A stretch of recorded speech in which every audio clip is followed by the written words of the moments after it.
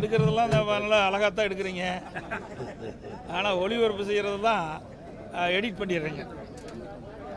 அனைத்து ஊடகங்களுக்கும் பத்திரிகை நண்பர்களுக்கும் வணக்கம்.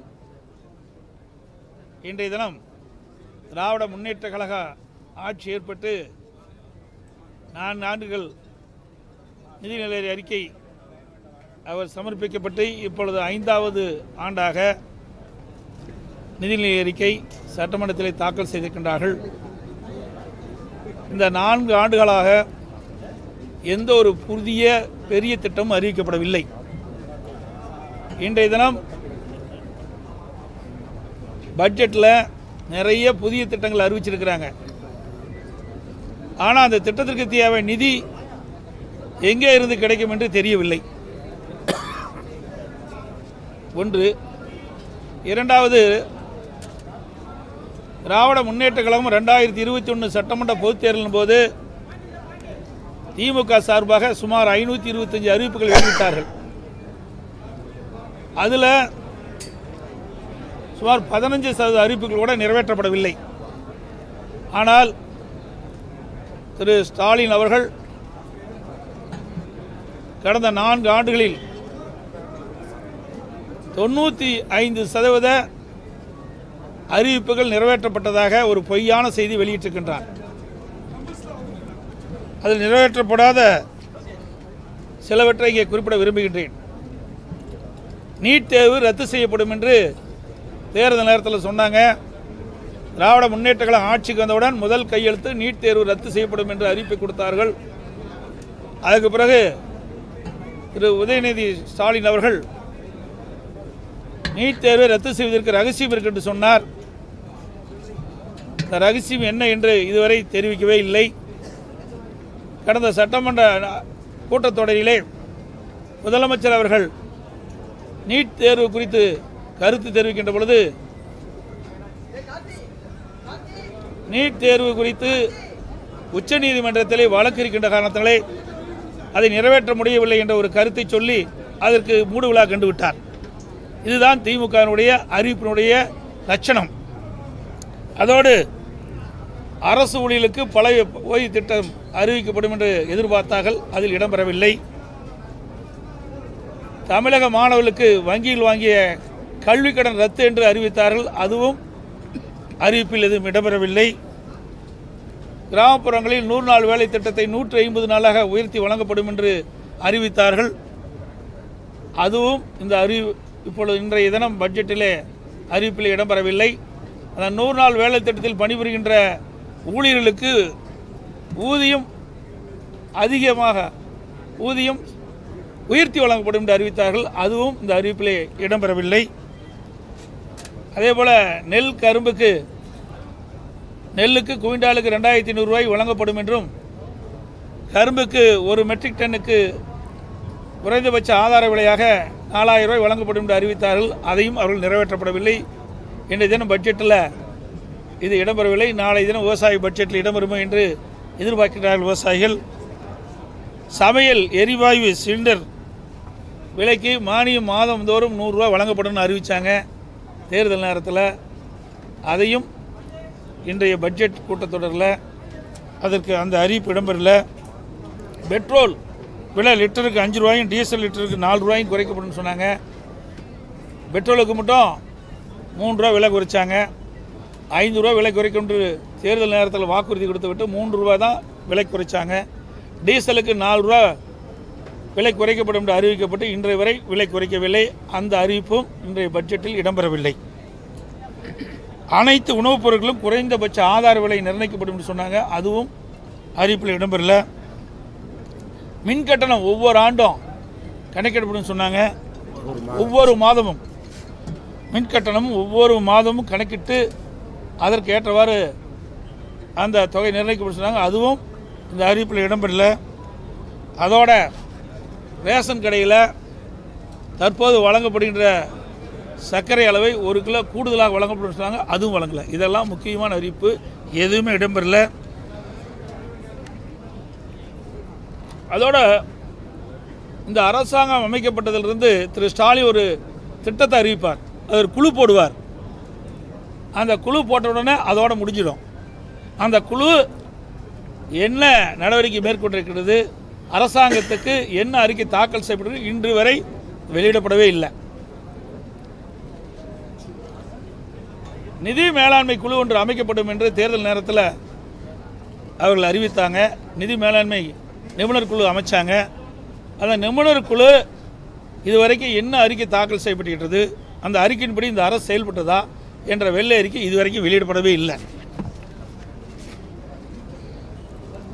இன்றைய முதலமைச்சரும் துணை முதலமைச்சரும் தங்களை விளம்பரப்படுத்திக் கொள்வதில் மட்டும் முனைப்பு காட்டுறாங்க. மக்களுடைய பிரச்சனையை எதுவுமே கவனிக்கவில்லை. இன்றைய ஆட்சி வெறும் விளம்பரத்தில் தான் ஓடிட்டு இருக்குது. அதோட தமிழகத்தில் 73 ஆண்டு காலம் பல்வேறு கட்சிகள் ஆட்சி செய்திருக்கின்றன. இந்த 73 ஆண்டு காலமாக 2021 வரை 73 ஆண்டு காலம் பல்வேறு கட்சிகள் ஆட்சி புரிந்திருக்கின்றன. அதில் தமிழ்நாடு வாங்கிய கடன் 5,18,000 கோடி. ஆனால் திராவிட முன்னேற்ற கழகம் ஆட்சி ஏற்பட்டு கடந்த 4 ஆண்டுகள் மட்டும் 3,54,000 கோடி கடன் வாங்கியிருக்கிறாங்க. இப்போ அந்த பட்ஜெட்டுடைய வரவு செலவு எங்களுக்கு கிடைக்கல.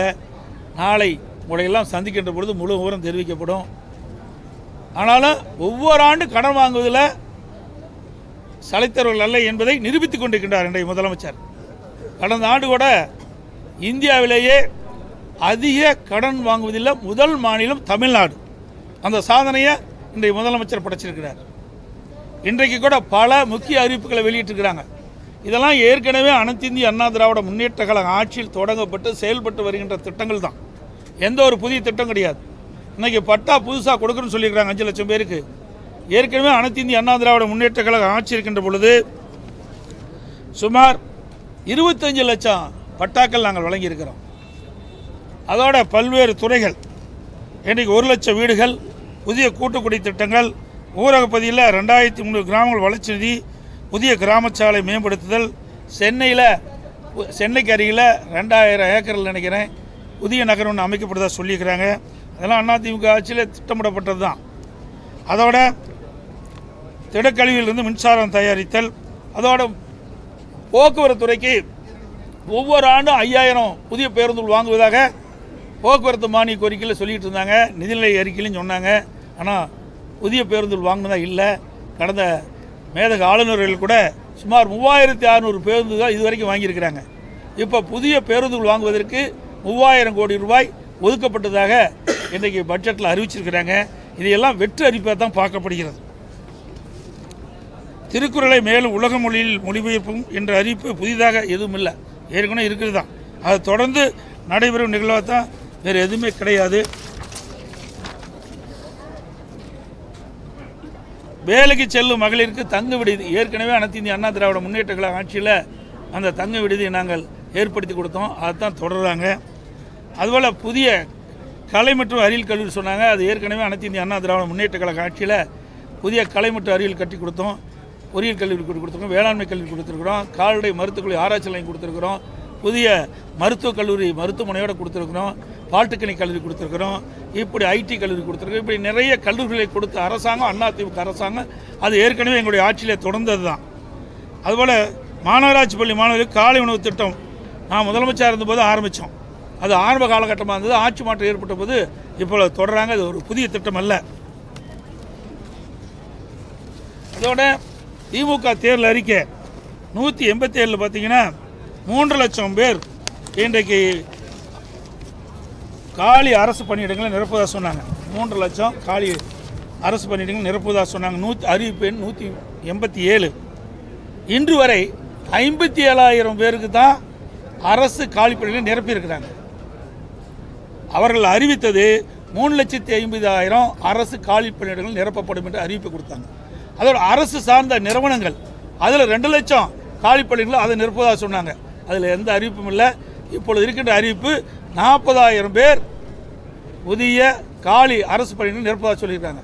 ஆக 4 ஆண்டு காலமாக 57,000 பேர் தான் நிரப்பப்பட்டிருக்கிறாங்க. அதுவும் நீங்கள் பார்த்தீங்கன்னா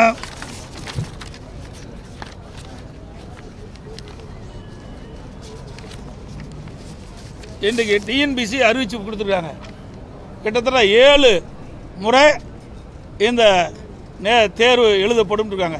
இதில் மொத்தமாக ஒரு 10,000 பேர் தான் தேர்வு செய்ய முடியும். டிஎன்பிசி மூலமாக அரசு காலி பணியிடங்களை சுமார் 10,000 பேர் தான் நிரப்ப முடியும். அதில் எந்தெந்த டேட்டில் கொடுத்துருக்குறாங்க.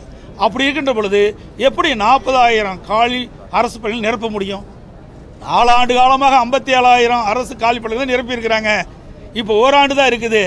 இந்த ஓராண்டுலேயும் 3 மாதம் தேர்தலுக்கு போயிடும். எஞ்சியது 9 மாதம். 9 மாத காலத்தில் எப்படி 40,000 அரசு காலி பணிகள் நிரப்புவார்கள்? அத்தனையும் வெற்றி அறிவிப்பு. இதெல்லாம் நிறைவேற்ற முடியாத அறிவிப்பு தான் அறிவிச்சிருக்கிறாங்க. அதே போல் மொழி சொல்லிகிட்டே இருக்கிறாங்க. கடந்த 13 ஆண்டு காலம் மத்தியில் ஆட்சி அதிகாரத்தில் இருந்தது திமுக.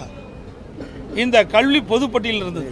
அதை மாநில பட்டியலுக்கு அதை மாற்றிருக்கலாம்.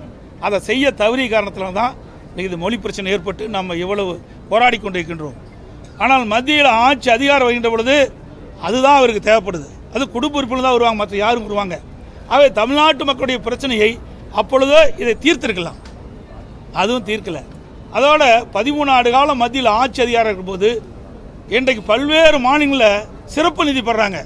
அப்போ மத்தியிலையும் ஆட்சி மாநிலத்திலையும் ஆட்சி திமுக இருந்தது.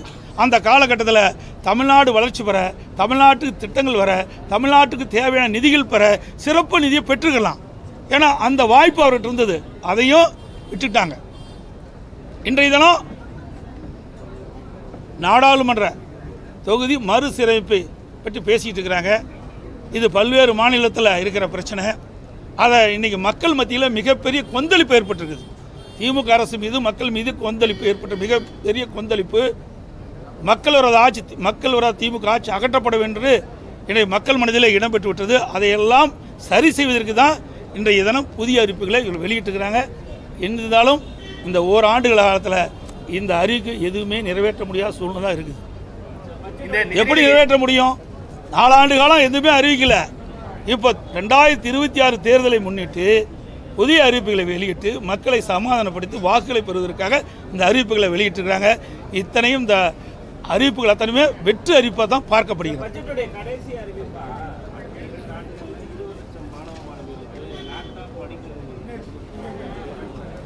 நீ அதை எப்படி நான் சாத்தியமாகும்? இன்றைக்கி அறிவிப்பு வெளியிட்டு இதுக்கு டெண்டர் கொட வேணும். இதுக்கெல்லாம் எவ்வளோ நிதி இருக்குது? இப்போ இருக்கின்ற அறிவிப்புக்கே கடன் வாங்கி தான் இந்த திட்டத்தை நிறைவேற்ற முடியும். ஆக இவங்கள வெறும் அறிவிப்பு கொடுத்துருக்குறாங்க. மாணவர்களுடைய வாக்குகளை பெறுவதற்கும் பெற்றோருடைய வாக்குகளை பெறுவதற்கும் ஒரு தந்திரமாக ஒரு அறிவிப்பை வெளியிட்டிருக்கிறாங்க. ஏன்னா இதையெல்லாம் ஒரு டெண்டர் இந்த அறிவிப்பை நடைமுறைப்படுத்த வேண்டும் என்று சொன்னால் இதுக்கு நிதி ஒதுக்கணும், அப்புறம் டெண்டர் கோரணும், அப்புறம் தான் இறுதி செய்யப்பட்டு மாணவர்களுக்கு கொடுக்க முடியும். எப்படி இவரை கொடுக்க முடியும்? ஏற்கனவே தமிழ்நாடு கடலில் தத்தளிச்சிட்டு இருக்குது. ஏற்கனவே அறிவிக்கப்பட்ட திட்டங்களுக்கே நிதி கிடையாது. கடன் வாங்கி தான் இவர்கள் செலவு பண்ண முடியும். அப்படிப்பட்ட சூழ்நிலையில் இந்த அறிவிப்புகள்லாம் வெற்று அறிவிப்பாக தான் பார்க்கப்படுகிறது. இவர்கள் அறிவிக்கின்ற தற்போது பட்ஜெட்டில் அறிவிக்கப்பட்ட அறிவிப்புகள் எதுவுமே நிறைவேற்றப்பட முடியாத ஒரு சூழ்நிலை தான் இருக்குது. அதுதான் அப்படி தான் பார்க்கப்படுகிறது. இது வெறும் 2026 தேர்தலை நோக்கி பட்ஜெட்டில் அறிவிக்கப்பட்ட அறிவிப்பாக தான் பார்க்கப்படுகிறது. ஒவ்வொரு ஆண்டும் அதிக அளவு கடனை இந்த அரசு பெற்று வருது அப்படின்னு சொல்லியிருக்கீங்க. ஆனால் அரசு சொல்லும் போது அரசு 28% வரை கடன் வாங்குவதற்கான தகுதி இருக்கு, நாங்கள் 26% தான் வாங்கியிருக்கோம் அப்படின்ற ஒரு விஷயத்த சொல்றாங்க. இது எப்படி பார்க்குறீங்க? அதாவது இதற்கு முன்பு அனைத்து இந்திய அண்ணா திராவிட முன்னேற்ற கழக அரசு இருந்தது. அப்பொழுது என்ன பேசினார்? இன்றைய முதலமைச்சர் எதிர்க்கட்சி தலைவராக இருக்கின்ற போது என்ன பேசினார்?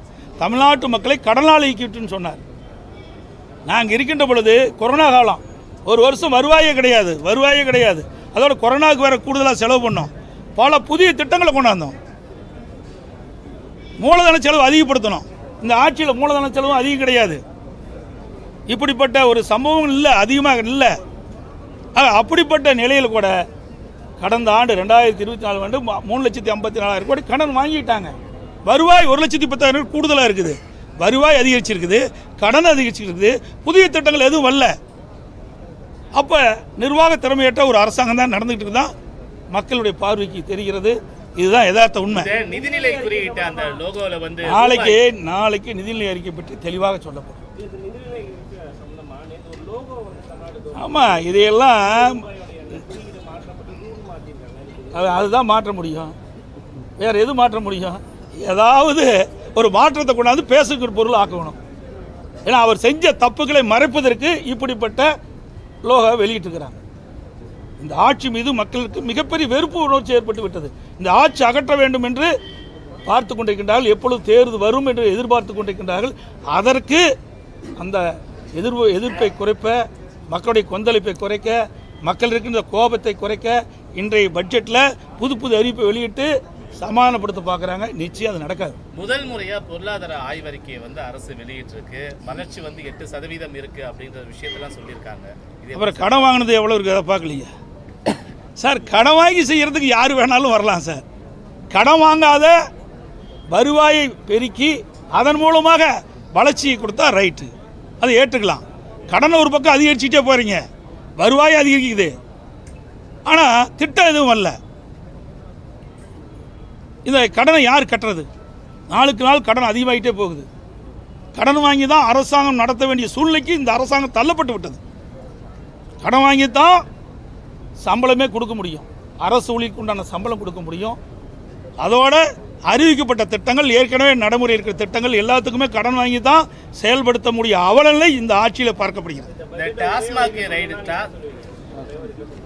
ஒரே வரியில் சொல்லணும்னா இந்த பட்ஜெட் வெற்று அறிவிப்பு விளம்பரத்திற்காக போடப்பட்ட பட்ஜெட்டாக தான் பார்க்கப்படும். சார், இந்த இடி ரைட்ல டாஸ்மாக் 1000 கோடி ரூபாய், அதாவது நான் ஏற்கனவே சொன்னேன், நான் சொல்லிட்டு போயிட்டேன், அதை மீண்டும் எதுக்கு சொல்லுவானே. நீங்கள் பார்த்தீங்கன்னா அதில் 1000 கோடிக்கு அமலாக்கத்துறை அறிவிச்சிருக்கிறாங்க. 1000 கோடி ஊழல் முறைகேடுகள் நடைபெற்றதாக அமலாக்கத்துறையுடைய அறிவிப்பு. அதில்